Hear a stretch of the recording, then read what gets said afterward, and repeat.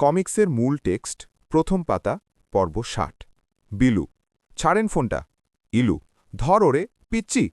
লোকটি, দিন দুপুরে চুরি করস, মায়েরাজকে হাত ভেঙে দিমু তোর, জীবনে আর চুরি করবি না। বিলু, আঙ্কেল থামেন, গায়ে হাত তুলবেন না প্লিজ। লোকটি, আঙ্কেল, ওই মিয়া, আমারে আঙ্কেল মনে হয়, আমি মুরব্বি? হ্যাঁ? একটি শিশু, আমার ফোন। দ্বিতীয় পাতা। বিলু, এই যে আপু, আপনার ফোন। আপু, থ্যাংক ইউ ভাই, বড় উপকার করলে। আমি কিছুই করি নাই, ল্যাং মেরেছে বিলু, আমার বোন। আপু, অনেক ধন্যবাদ বিলু।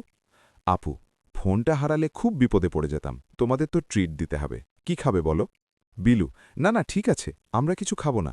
ইলু, আরে তা হয় নাকি, চলো। আপু, ফোনটা চুরি হয়ে গেলে খুব বিপদে পড়তাম, এমনিতেই বিপদে আছি, নইলে তোমাদের নিয়ে ভালো কোথাও বসতাম। ইলু, আমাদের নিয়ে একটুও ভাববেন না আপু। বিলু, আমরা ছাদে বারবিকিউ করছি, আপনি জয়েন করলে আমরা খুব খুশি হব। আপু, যেতে পারলে খুব ভালো লাগত, কিন্তু আমি আসলে খুব বিপদে আছি। বিলু, ইয়ে আপু, কি বিপদ আপু, সেটা কি আমাদের বলা যায়? আপু, আমার ভাইকে খুঁজে পাচ্ছি না। পাদটিকা, চলবে। আপনার জন্য একটি ইন্ট্রো ও আউট্রো পরামর্শ। যেহেতু আপনি অনুপ্রেরণামূলক লেখা লেখেন, আপনি চাইলে এই কমিক্সটিকে কেন্দ্র করে সামাজিক দায়িত্ববোধের ওপর একটি পোস্ট করতে পারেন।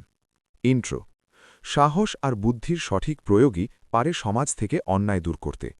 ছোটদের চোখেও যে অনেক বড় সমস্যার সমাধান থাকে তা আমরা প্রায়ই ভুলে যাই। আজকের কিশোর আলোর পাতায় ইকু বিলুর এই ছোট্ট অ্যাডভেঞ্চারটি আমাদের সেই বার্তাই দিচ্ছে। বিপদে মানুষের পাশে দাঁড়ানোই প্রকৃত বীরত্ব। আউট্রো, গল্পটি এখানেই শেষ নয়, বরং এক নতুন রহস্যের শুরু। অন্যের উপকারে এগিয়ে এলে অনেক সময় আমরা এমন কিছু মানুষের সংস্পর্শে আসি যাদের জীবনে হয়তো আমাদের সাহায্যের খুব প্রয়োজন। বিলু আর ইলু কি পারবে সেই আপুর নিখোঁজ ভাইকে খুঁজে বের করতে? পরের পর্বের জন্য অপেক্ষা রইল। আপনার চারপাশেও কি এমন কোনো বিলু বা ইলু আছে যারা নিঃস্বার্থভাবে মানুষের উপকার করে?